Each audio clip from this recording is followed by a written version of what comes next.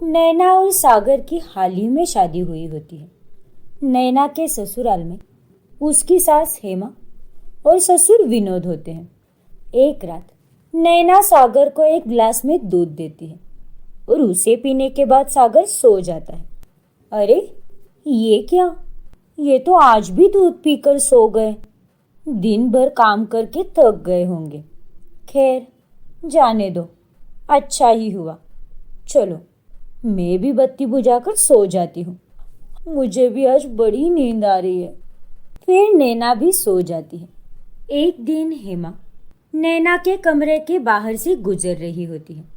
तभी उसे उसके कमरे से एक आदमी की आवाज़ आती है। हाँ बाबा, मैं समझ गया। आप अपना ख्याल रखिए। अच्छा बाय, मैं करता हूँ आपको कॉल। हैं? ये नैना के कमरे में से आदमी की आवाज? कहीं ये कोई गैर मर्द के साथ कोई गुलछर्रे तो नहीं उड़ा रही? हेमा फौरन दरवाजा खटखटाती है। अरे माँ जी, आप यहाँ दिन दहाड़े? क्यों, मैं कोई चोर या चुड़ैल हूँ जो सिर्फ रात के वक्त ही आ सकती हूँ? अक्ल की अंधी। अरे नहीं नहीं माँ जी, मैं तो बस मेरे भाई मोनू के साथ बात कर रही थी। गांव में रहता है ना वो। अच्छा, तो तू अपने भाई से फोन पर बात कर रही थी? मुझे लगा कि तेरा कहीं किसी और आदमी के साथ चक्कर चल रहा है। हाय हाय माँ जी, कितने बुरे विचार हैं आपके। नहीं नहीं बहू, वैसी कोई बात नहीं है। मैं तुझ पर पूरा भरोसा करती हूँ। तू बस मेरे बेटे के अलावा किसी और मर्द पर आंख उठाकर भी मत देखना, ठीक है? हाँ माँ जी, आप चिंता मत कीजिए। वैसे भी आपके बेटे को देखने से ही फुर्सत नहीं मिलती, तो मैं किसी और को क्या ही देखूं।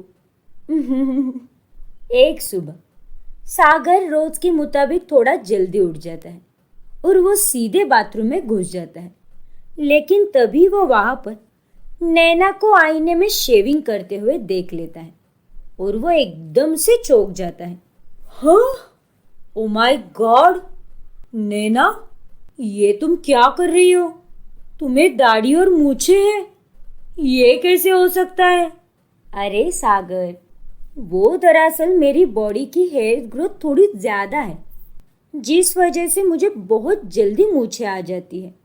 लेकिन मैंने तो आज से पहले कभी किसी लड़की की मूछें नहीं देखी। नहीं सागर, लड़कियों को भी मूछें आती है, लेकिन उतनी नहीं आती जितनी तुम मर्दों को आती है। और बाय द वे, तुमने कितनी लड़कियों को देखा है आज तक जो तुम इतने दावे के साथ कह रहे हो? माजरा क्या है? अरे नहीं नहीं, तुम जैसा समझ रही हो वैसा बिल्कुल नहीं है। मैंने तो जिंदगी में सिर्फ तुम्हें ही देखा है और मैं सिर्फ तुमसे ही प्यार करता हूँ जाने मन।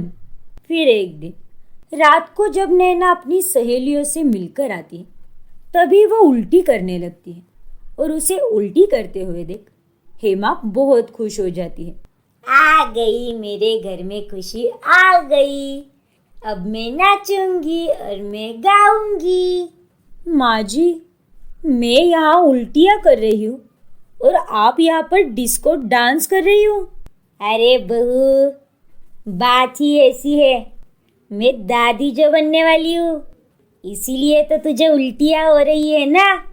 अरे माय डियर माँ जी, जब हम दोनों कुछ करेंगे ही नहीं तो बच्चा क्या आसमान से टपकेगा? क्या मतलब? तेरे और सागर के बीच कुछ होता नहीं क्या? अरे नहीं नहीं माँ जी, वैसी कोई बात नहीं है। हम दोनों के बीच तो बहुत कुछ होता है और जल्दी हम आपको खुशखबरी भी देंगे। बस सब्र रखिए।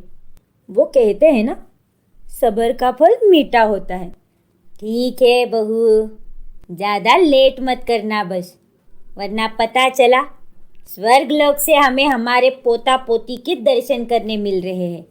एक दिन नैना और सागर दोनों थिएटर में मूवी देखने जाते हैं। तभी सागर, मुझे अर्जेंट कॉल आया है, क्या मैं बाथरूम होकर आऊँ? नैना बेबी, अगर तुम्हें कॉल आया है तो तुम यहीं पर उठा लो ना। बाथरूम जाने की क्या ज़रूरत है? अरे बाबा, वो वाला कॉल नहीं, मुझे नेचर्स कॉल आया है। मैं अभी आई अपनी टंकी खाली करके। ओह अच्छा, ठीक है। फिर नैना बाथरूम की तरफ चली जाती है। वहाँ एक नया लेडीज और जेंट्स बाथरूम होता है और वही पुराना भी लेडीज और जेंट्स बाथरूम होता है। फिर नैना पुराने वाले जेंट्स बाथरूम में चली जाती है और वहां से बाहर निकलते वक्त नैना को सागर का एक दोस्त देख लेता है, जो उसे बाद में मिलने पर बता देता है, अरे सागर, मैं सच बोल रहा हूँ, तेरी बीवी जेंट्स बाथरूम से बाहर निकली थी। पता नहीं क्यों उसमें गई थी वो। व्हाट नॉनसेंस, ऐसा हो ही नहीं सकता।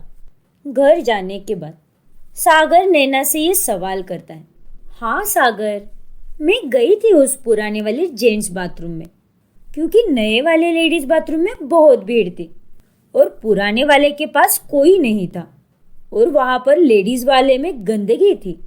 इसीलिए मैंने सोचा जेंट्स वाले में कोई नहीं है तो वही करके आते हैं। अच्छा, तो ये बात है। मैं क्या क्या सोचने लगा था। सागर बेबी, जो घोड़े दौड़ाने हैं वो तो तुम दौड़ाते नहीं, बस अक्कल के ही घोड़े दौड़ाओ तुम। एक दिन अचानक से घर पर एक औरत आती है जिसका नाम सुषमा होता है। सुषमा को देखकर नायरा बहुत चौंक जाती है। नक्श, मेरा बेटा, तू कहाँ चला गया था? और ये क्या, तूने ये क्या होलिया बना रखा है बेटा? ये साड़ी, ये नकली बाल, निकाल इसे अभी के अभी। फिर सुषमा नैना के नकली बाल निकाल कर फेंक देती है और आखिरकार सबके सामने नैना का सच आ ही जाता है। ये क्या, तुम एक लड़की नहीं लड़के हो? हे माँ, माता जी, इतना बड़ा झूठ, इतना बड़ा धोखा। इसका मतलब हमने अपने घर में ही आस्तीन का सांप पाल रखा था। सुषमा को क्या हो रहा है कुछ भी समझ में नहीं आ रहा था। तभी सागर नक्श को एक जोरदार थप्पड़ लगाता है।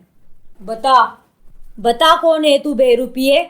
मुझे माफ कर दीजिए आप सब लोग, मैंने आप सबसे बहुत बड़ा सच छुपाया है कि मैं एक लड़की नहीं, लड़का हूँ। मैं गांव में अपनी माँ के साथ रहता हूँ। माँ को अचानक से दिल की बीमारी हो गई और डॉक्टर ने कहा कि जल्द से जल्द इनका ऑपरेशन करना होगा, वरना ये मुझे छोड़कर इस दुनिया से चली जाएगी। गांव में मैंने बहुत सारी जॉब ढूंढी, लेकिन मुझे कहीं कोई जॉब नहीं मिली। क्या? और फिर मैं शहर आ गया। शहर में आकर लड़की बनकर थिएटर में नाटक करने लगा और एक दिन जब सागर नाटक देखने आया था तब उसे मुझसे प्यार हो गया। तब सागर से कोई भी लड़की शादी करने के लिए राजी नहीं थी और इसीलिए जो भी उससे शादी करती उसे पूरे 5 लाख रुपए मिलने वाले थे। इसीलिए मैंने ये सुनहरा मौका गवाया नहीं और बिना कुछ सोचे समझे मैंने इस शादी के लिए हाँ कर दी। लेकिन सागर बेटा, तुझे पता कैसे नहीं चला कि ये लड़की नहीं लड़का है? क्योंकि इसके दूध में मैं हर रोज नींद की दवा मिलाता था। क्या? प्लीज मुझे माफ कर दो। मैंने ये सब सिर्फ मेरी माँ के लिए किया है। माँ को मैंने कॉलोनी के बारे में बताया था, लेकिन मैंने सोचा नहीं था कि वो सीधे मुझे मिलने के लिए यहाँ पर आ जाएगी। नक्श की असली कहानी सुनकर सभी भावुक हो जाते हैं। नक्श, मेरे भाई, इट्स ओके, तुम्हें माफ़ी मांगने की कोई ज़रूरत नहीं है। मैं समझ सकता हूँ तुम्हारा प्रॉब्लम, लेकिन अब इसके आगे से तुम्हें अगर किसी भी चीज़ की ज़रूरत पड़ी तो बस मुझे बता देना, मैं तुम्हारे लिए हाजिर रहूँगा। थैंक यू सागर। सागर बेटा, मैं तुम्हारे लिए प्रार्थना करूँगी कि तुम्हें अगली बार अच्छी लड़की ही मिले। जी काकी जी, प्लीज़ लड़की के लिए ही प्रार्थना करना। सागर की बात सुनकर सभी हंसने लगते हैं और उस दिन के बाद से सब ठीक हो जाता है। दीपाली को शॉपिंग का बड़ा शौक था। वो उसके पति के सारे पैसे बस शॉपिंग में ही उड़ाती थी। अरे राघव, ये देखो ना, मेरी फ्रेंड ने कितनी सुंदर ड्रेस पहनी है। मुझे भी ऐसी ही एक ड्रेस चाहिए। चलो ना चलते हैं। अरे लेकिन तुम्हारे पास तो पहले से ही कितनी सारी ड्रेस है, और ड्रेस खरीदने की क्या ज़रूरत है? और अभी तो कोई फंक्शन भी नहीं है। दिन ब दिन तुम तो बहुत ही कंजूस होते जा रहे हो राघव। तुम्हें अब मुझसे कोई प्यार नहीं रहा। पहले मेरे एक बार कहने पर सारी चीज़ें ला कर देते थे, और अब देखो। अच्छा बाबा, अब ये इमोशनल ड्रामा बंद करो। कल चलेंगे हम शॉपिंग करने। फिर वो दोनों घूमने चले जाते हैं और दीपाली सेम वैसे ही एक ड्रेस खरीद के लाती है। उसके साथ वो 2-3 ड्रेस और भी खरीद लेती है। फिर वो दोनों घर आते हैं। अरे कहाँ गए थे तुम दोनों? माँ जी, वो हम शॉपिंग के लिए गए थे। क्या शॉपिंग? अरे बहू, क्या पागल हो गई है क्या तू? कितनी शॉपिंग करेगी? अभी 2 दिन पहले शॉपिंग करके आए थे ना तुम दोनों। अरे माँ जी, 2 दिन पहले हम ज्वेलरी खरीदने गए थे, और अब हम कपड़े खरीद के लाए हैं। तू बिना बहू, तेरे मायके वाले छोड़ के गए थे क्या, जो इतने सारे पैसे तू रोज रोज शॉपिंग करने में उड़ाती है? दीपाली की सास उसकी शॉपिंग की वजह से बहुत परेशान हो गई थी, और उन दोनों में शॉपिंग को लेकर हमेशा बहस होती थी। जैसे जैसे दिन बीतते गए वैसे वैसे उनकी बहस बढ़ती ही चली गई। एक दिन दीपाली बाजार सब्जियां खरीदने चली जाती है। तभी उसकी मुलाकात उसकी सहेली से होती है। अरे दीपाली, कैसी हो तुम? पूछ मत यार, मेरी सास ने तो मेरा जीना हराम कर दिया है। हर बात में टोकती रहती है। उम्र भी हो गई है, लेकिन बुढ़िया मरती भी नहीं है। पता नहीं कब तक मेरे सिर पे बैठकर नाचने वाली है। अरे मेरी सास भी ऐसी ही थी, लेकिन पहाड़ी के पीछे एक बाबा जी बैठते हैं। उन्होंने मुझे एक जड़ी बूटी दी। जब से मैंने अपनी सास को वो जड़ी बूटी खिलाई है, उस दिन के बाद मेरी सास तो एकदम चुप ही हो गई है। मेरे घर में तो अब शांति ही शांति है। क्या कह रही है तू? मुझे भी ले चलना वहाँ बाबा जी के पास। फिर वो दोनों मिलकर बाबा जी के पास आते हैं। नमस्ते बाबा जी, मेरी सास ना मुझे बहुत परेशान करती है। उनको रास्ते से हटाने के लिए मुझे कुछ दीजिए ना। फिर बाबा जी एक मंत्र बोलकर उसके हाथ में जड़ी बूटी देते हैं। ये ले, इसे जाकर अपनी सास के खाने में मिला दे। इसे खाने के बाद तेरी सारी मुश्किलों का अंत हो जाएगा। फिर वो दोनों अपने अपने घर आती है और दीपाली खाने की सारी तैयारी कर देती है। तभी उसे निशा का फ़ोन आता है। हेलो दीपाली, काम हो गया क्या? अरे नहीं निशा, अभी खाना ही बना रही हो। खाना होने के बाद इसमें जड़ी बूटी मिलाकर माँ जी को खिला दूंगी, फिर तो मज़ा ही आएगा। अच्छा ठीक है, लेकिन ध्यान से करना, कहीं गलती से तू मत खा लेना।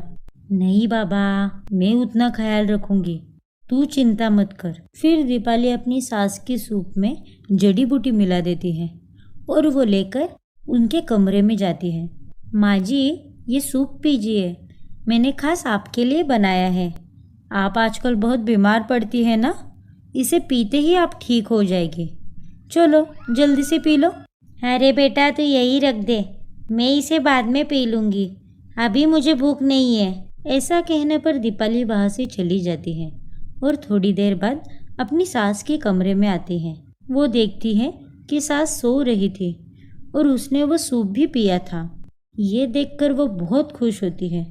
उतने में वहाँ उसका पति आता है। अरे सुनो, मुझे अर्जेंट एक काम से बाहर गांव जाना पड़ रहा है। मेरे बॉस भी मेरे साथ हैं। मैं कल शाम तक घर आ जाऊंगा। तुम माँ का और अपना ख्याल रखना। अरे ठीक है, कोई बात नहीं, मैं माँ का अच्छे से ख्याल रखूंगी, आप चिंता मत करो। फिर राघव वहाँ से चला जाता है। दीपाली भी अपने कमरे में आकर सोती है। कुछ देर बाद उसे कुछ आवाज़ सुनाई देने लगती है।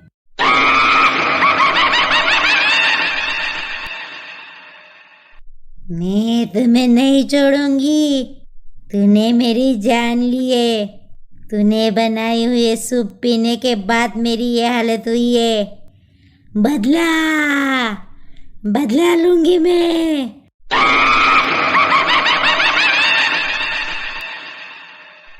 और अचानक से वो चुड़ैल गायब हो जाती है।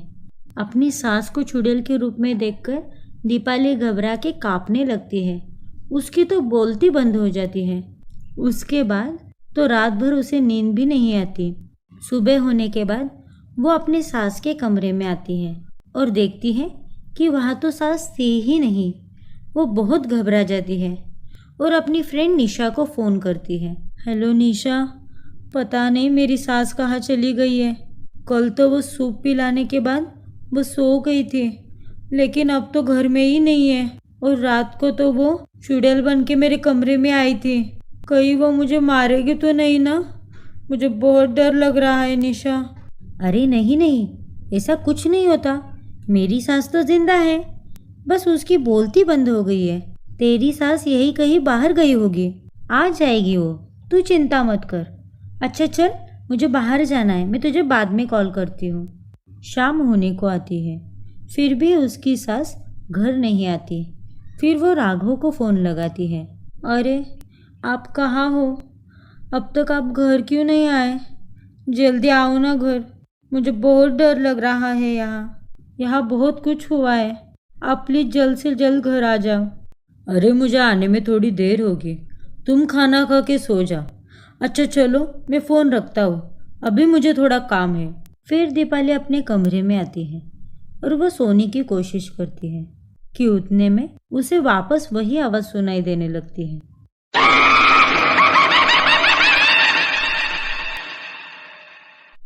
आज मैं तुझे नहीं छोड़ूंगी, बदला लूंगी। दीपाली बहुत डर जाती है। मुझे माफ़ कर दीजिए, मेरा आपको मारने का कोई इरादा नहीं था। मैंने ये तो बस अपनी बेवकूफ़ी में किया है। माफी मांगने से क्या होगा? अब तो मैं मर चुकी हूँ, मुझे तो अब बस बदला चाहिए और मैं यार तुझे मारने आई हूँ। नहीं माँ जी, ऐसा कुछ मत करो, मुझे माफ़ कर दो। मैं वापस उस बाबा जी के पास जाकर आपको जिंदा कर देती हूँ। प्लीज़ मुझे माफ़ कर दो। अगर माफी मांगनी है तो राघव से मांगो, उसे सब सच सच बता दो। ठीक है, आप जैसा कहोगे मैं वैसा करूँगी। उतने में रूम की लाइट ऑन हो जाती है और वहाँ पर राघव आता है। मुझे तो अपनी आंखों पर यकीन नहीं हो रहा। अगर मैं ये सब खुद की कानों से नहीं सुनता तो मेरा विश्वास ही नहीं होता कि तुमने ये सब किया है माँ के साथ। तुम्हारी हिम्मत कैसी हुई ये सब करने की? मुझे माफ़ कर दो राघव, माँ को मारने का मेरा कोई इरादा नहीं था।